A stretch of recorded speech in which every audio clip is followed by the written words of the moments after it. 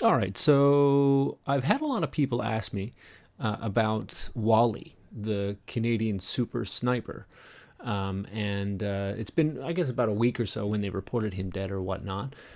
So I wanted to just follow up on this because I've had a lot of people ask me, and I thank you very much for bringing up the topic. And what I'm seeing here now, this was today, or well, yesterday, sorry, March 22nd, where Canadian sniper Wali, alive in Ukraine, was last to learn of his supposed death. And in this, we get an interview with him, and provided that they're not totally lying and totally making this up, it does seem like he is alive. Let's go ahead and listen. Make of the reports that you were dead, or did those make their way to you? Well, I was the last person to learn about it. So, but How did you some find out? people, well, it's you just turn on your cell phone. There are two things I know for sure. It's that there's a Russian invasion of Ukraine, and that people think I'm dead. Okay, and interestingly, there's some trolling. Okay, that keeps saying that, like, let's see, I have an interview now, and the interview is fake. They will say that, or the picture are fake, and whatever, right? So I think the enemy propaganda is a bit amateur, you know. Mm. Amateur, like the how the Russians were the ones that came up with Ghost of Kiev. Oh, wait a minute, that was the Ukrainians and Globo Homo. Yeah, okay. So, anyways, I guess that's enough because they can say rumors of his dead. We've heard basically enough. One thing kind of interesting about this guy. Let's see.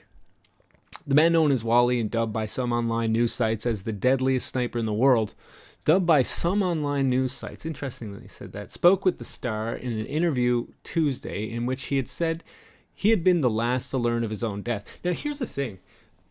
Aside from like maybe some Telegram circles or something like that, I haven't heard too much of him. There's people that do comment about him and stuff, but this is kind of a little niche pocket, to be honest. In all my research of the Ukraine war, there's really not that many people talking about him, compared to some other things. Like you compare it to like Ghost of Kiev and all that kind of stuff that was just hardcore pushed, right? You really don't hear all that much about him. I don't know if you just have a phone, you'd hear about him. But here's another thing, too, that kind of makes me wonder about this guy. The 40-year-old Quebec soldier who asked that his real name not be used left in early March to join Ukrainian forces on the front lines. His real name not be used. This guy apparently has the record for longest... One second there now. See if I can find it real quick.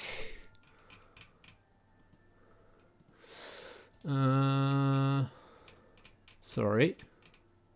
Yeah, dead at 3,871 yards, and they say that he has history's longest sniper shot, and nobody knows his name. What? He's got a record for the longest sniper shot, and we don't know his name? Something's a little bit off. I gotta be honest.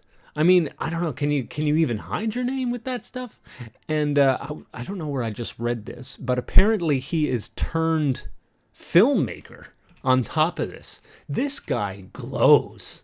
All right? He absolutely glows. Like there's something really off about all of this. Let's see. He said Russians fired at him for 3 days, but that he had returned from his first mission near Kiev unscathed despite at least one close call with what he believes was a tank. Okay. For now, he said he's safe. Aside from the cough plaguing several frontline fighters, he said, though it's not clear if it's COVID, it's the cough, or something else. And away from the front lines, he said he learned of online rumors of his own death when he turned on his phone to find social media speculation about him and messages from friends worried about his fate. And from what I'm seeing, but after his posting went dark last week, rumors of his supposed demise started circulating widely on Russia's social media sites, such as VK. Now, if you want my opinion on what this is, since we don't even know this guy, and he can just appear wherever, whenever, and nobody can look up anything. I, A, wonder if he actually truly exists. And B, considering how they had so many propaganda fails, like Ghost Island, or sorry, not Ghost Island, Snake Island, where they had, they told the Russian ships to go F themselves before they all died, and then we find out that they're all alive. The Ghost of Kiev, the tank that apparently, the Russian tank that callously ran over a Ukrainian car, when we find out it was actually a Ukrainian tank or armored vehicle that lost control. These propaganda fails, they needed a win. And this is just my opinion, okay? I don't know if this is true or not. So you insert this guy, be he real or not, right? And Russians didn't post this, like the Russian news didn't post it.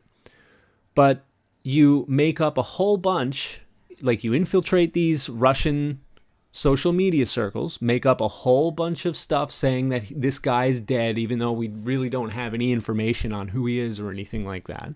Just say he's dead, he's dead, he's dead. And then the next week he pops up out of nowhere and say, see, those Russians are just the amateur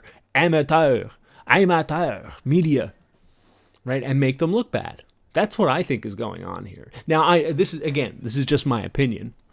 The facts of the matter is that the Western media believes that this guy's real. They say he's real, and this is the guy who we've been seeing over the past week or so as Wali, and he seems to be speaking in current terms, as in like this is what has been happening over the past couple days, and he's now confirmed as alive. So that's all I can report as fact. But there's a lot of gray area that is very, very hard to confirm. And if you ask me, it seems like it is intentionally done that way. So I can only speculate as to what is going on here, but it doesn't seem up to snuff to me. All right, well, that should cover it for the day. I want to thank you guys.